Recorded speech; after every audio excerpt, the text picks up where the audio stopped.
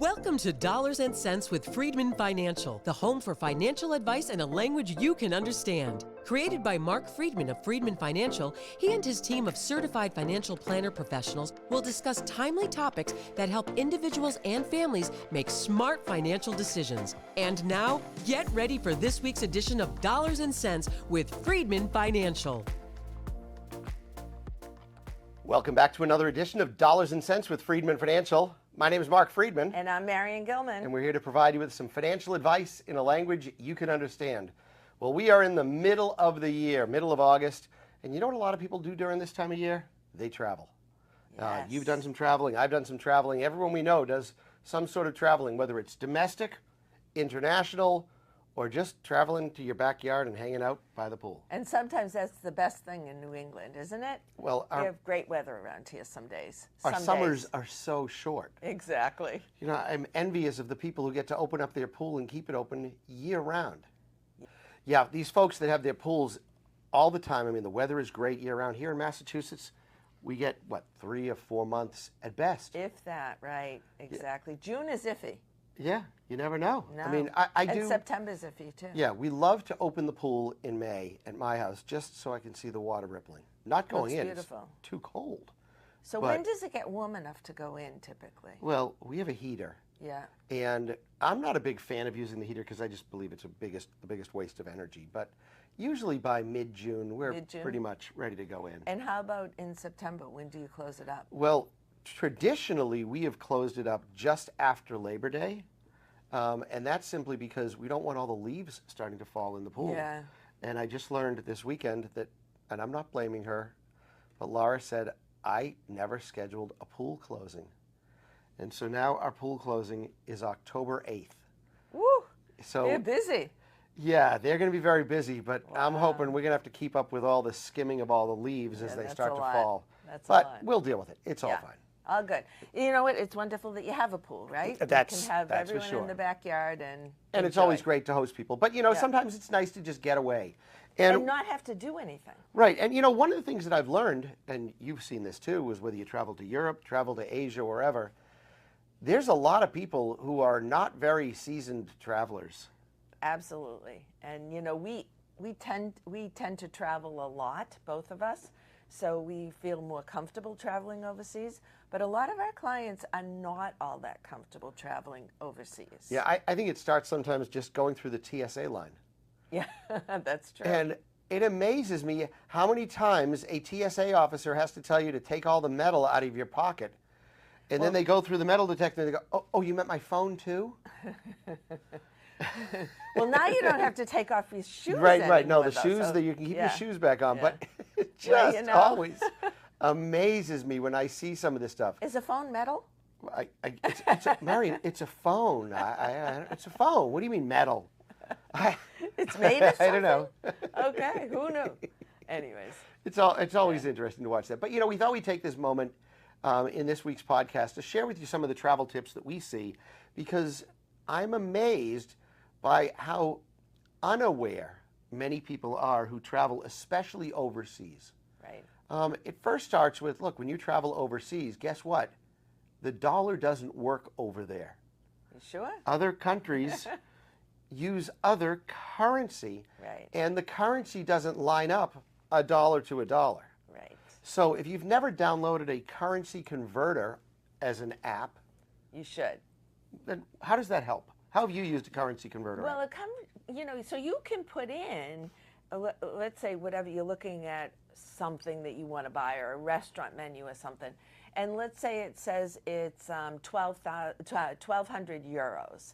So how does that relate to dollars? I mean, what does that mean in dollars?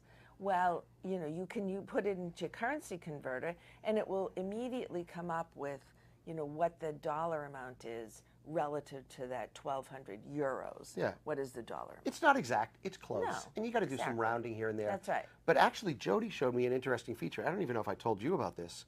If you've updated your iPhone, you have an iPhone, if you go to the calculator on your iPhone, there's now a button there that allows you to do currency conversion right on your calculator. Wow. It's a little slider. It's one of the options that's there. You tell it what currency you want, and you just type onto the calculator, and it'll tell you how that translates out. That's very cool. And sometimes it's really easy. It used to be that the euro was maybe $1.03 to every US $1. So it was really easy. I mean, it's almost exact at that point. Close you don't enough, really right? have to do any calculation.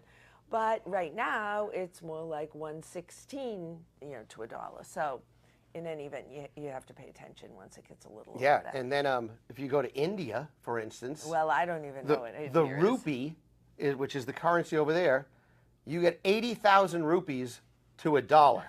That's like the Italian lira used to be. Yeah. See, you go to a restaurant there, and your bill comes for 4,364,000 rupee.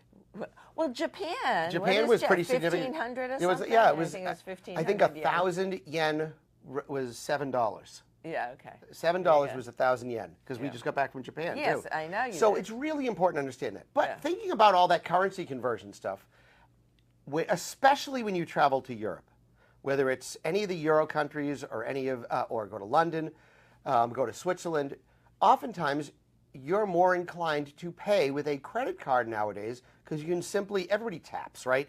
They tap the machine.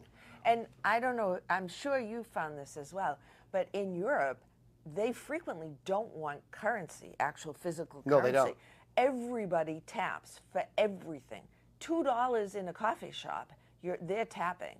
And that's very common Because it's efficient. It moves it along. Exactly. But oftentimes when you tap, let's say you go to a store and you buy a book, and that book costs $15, or 15 euros because you're overseas. They then take the machine and they turn it around to you, not for you to put in a tip, but for you to answer the question, would you like to pay in US dollars, because they see you have a credit card that's from the United States. Do you want to pay in US dollars or in euros, or whatever the country is? So what would you select? Would you select US dollars or euros? And I can't tell you, I would say more than 50% of the time, the answer that I get from people when I ask that question is, well, of course, I'm a U.S. citizen, I'd use U.S. dollars. Is that the right answer? Absolutely not. You don't want to do that because you're putting the currency exchange rate in the hands of whoever the vendor is. So each individual restaurant or each individual coffee shop, you're not going to get a very good exchange rate. If you do it in euros, it is the bank who holds the credit card that implements the currency exchange rate, and the banks will give you a much better currency exchange rate than any small business will. Yeah, and I see this mistake happen all the time. I was in London last year. I was at Harrods. Everybody's heard of Harrods. And I saw this coffee table book about Taylor Swift. And my daughter, Mindy, is a huge Taylor Swift fan. So I buy this thing. And the book was like $40 or something. And it was 40 pounds, right? We're in London. Yeah. 40 pounds. And then it was something like, I don't know, 60 US dollars. Which would you pick? And you always pick pounds. Yeah. But what I realized was the difference in exchange. Like at the time, I think a pound was, it cost you $1.25 to get 1 pound. I think that's what it might have been at the time. Yeah. But the exchange based upon what they did at Harrods was more like $1.40. Because they can not only take the exchange rate that's being offered from the bank, what that is, and then they tack on their own. Right. And so when you're overseas and you see these little booths that will exchange currency for you, you see them all over the airport. Don't ever do that. Never do that. If you want to get the most proper exchange rate on your currency, you go into a reputable bank in that country. Right. And they will oftentimes exchange the currency for you. Absolutely. But even more efficient is just to take your debit card and get currency in the country in which you're in. So let's say you're in France. You can go to any bank that has an ATM that not an ATM in a pizza shop, right? No, do not use the ones on the street. Use a reputable, and I always go to a bank. Right, me too. So I always do a bank ATM.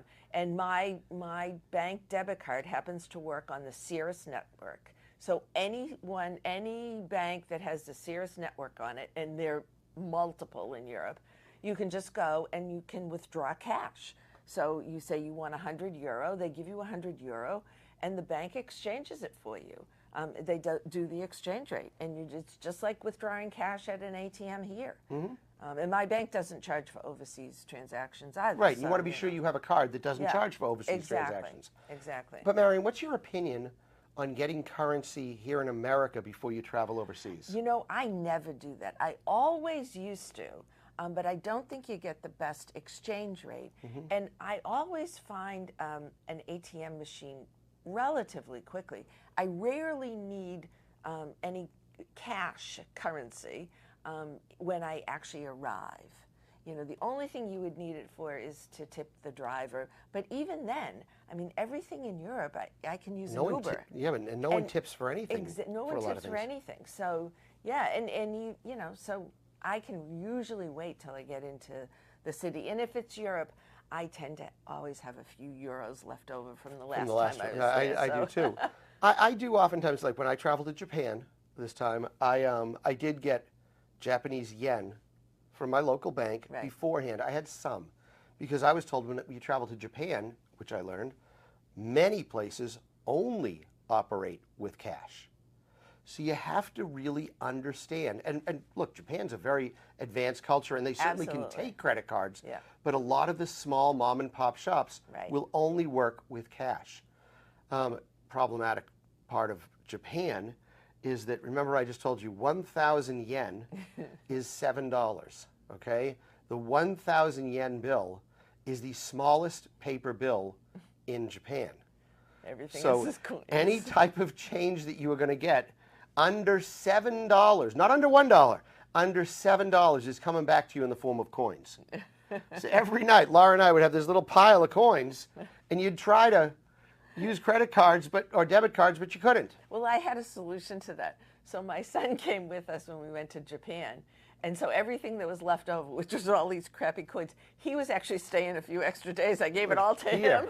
It weighs you down. It does. It weighs you down like crazy. Does, I know. So, you know, traveling is something that people get very excited about, but I think they make these mistakes. They neglect to look at what currency they're working with in the country that they're in. They neglect to prepare for understanding how currency exchange works. The other thing that's interesting, I find, is that there's the tipping culture. Yes. And when you travel, it's really important that you understand how different tipping works in different countries than it does here in the United States. Yeah. What did you learn when you've traveled? Well, and there are many, many places. Actually, in Japan, I think it's an insult to go to a restaurant and you don't tip. I mean, they'll run back out and give you the money. Absolutely. And in Europe, most places don't require, no one, I don't think, requires a tip, because the service charge is within the bill. It's included in the bill. But you could leave $1 or $2, or a small amount of money, just round it up or something like that. And if you had great service. Yeah, that's if you're paying cash. Right. If you're paying cash, you round it up to the closest whatever the currency might be. There's no place for a tip on your credit card. Right. When they give you a credit card, when I was in Japan, when you go into Europe, in many cases you pay with a credit card, and they go thank you, and they take it back. There's no tip. Right. You go to a coffee shop, there's no tip spots, kind of like here in Dunkin' Donuts. Yeah, no jars on the table. So, and before we wrap this thing up, speaking of tips, one of the things that just got passed in this big, beautiful bill is this idea of no tax on tips. So let's be clear. I mean, the ruling and explanation of all of it's going to come out as to how it works in October. We're going to get a final readout on that, because there are certain jobs where you will be, if you have a certain income, 25,000 of those tips will be free of tax. It's a tax deduction of $25,000 if you make that much in tips. But there's a lot of people that earn tips who are going to be unable to deduct. Yeah. You want to tell them who some of those people are? Well, all those countertop jars, number one. Right. So if you are making minimum wage, if you have a minimum wage job. Which here in Massachusetts I think is $15, right? I'm not positive I think what it's it is 15 today. or so. I know it's gone up over the years. It's definitely at least 15. Yeah. But anyways, so if you're working a counter job, you are typically paid minimum wage. I don't think they can pay you any less. It's really only the servers in restaurants that are paid the restaurant wage, the server wage. The server wage. Which is what, $6 an hour? 6 and change. Yeah, my daughter Alana's in the restaurant business. Right. And I think it's 6 and change when you're operating as a server. Right. So those type of people will be able to deduct tips. But the people who make minimum wage cannot. Yeah, when you go into a Dunkin' Donuts and you just throw a few bucks in, throw some change into the cup, your local bagel shop, whatever, the pizza shop, all these people who think, oh, my tips are going to be tax-free. Well, not so first much. of all, most of those cash tips that they get, they're probably not reporting in the first place. Right. But you know when they turn the little screen around And they ask and you're hitting what your tip, all that stuff's getting accumulated on there, chances are those tips are not going to be deductible. That's right. We will get a final ruling on that in October, but that's our sense of what's going to happen. Now, one way that could change is let's go to a person at Dunkin' Donuts and say, hey, instead of paying you $15 an hour, we're going to pay you $6.25, which is the server rate. Yeah. But you get to keep all your tips. Right. Would they go for that? I don't think so. No, probably not a good idea. And that's what we call financial advice in a language you can understand. If now's the time for you to get serious about your financial planning and investment management needs, want to talk about your whole picture, your financial situation, so that you can make better and more proper decisions on achieving the financial goals and dreams you might have, I hope you'll give us a call. 978-531-8108. That's 978-531-8108. Or visit us on the web, freedmanfinancial.com. That's Freedman. 2 E's and a D. Financial.com, and you can go to the bottom of any page on our website. Put in your name, your email address, and you can be another subscriber in our list of close to 8,000 subscribers who receive our newsletter every Friday morning at 10:30. And it's filled with little tidbits just like this. Absolutely. What we call financial advice in a language you can understand. That's going to do it for us this week. We will see you back next week with some more financial advice in a language you can understand. Thanks for watching Dollars and Cents. Have a great day. Bye-bye. Enjoy. Bye-bye. During today's episode of Dollars and Cents with Freedman Financial, your host may have discussed specific financial planning and investment ideas that are for general information only and not intended to provide specific advice or recommendations. Please remember that investing involves risk and may include loss of principal. Always consult a certified financial planner professional, qualified attorney, or tax advisor prior to investing to determine what is appropriate for you. Securities and advisory services offered through LPL Financial, a registered investment advisor, member FINRA, SIPC.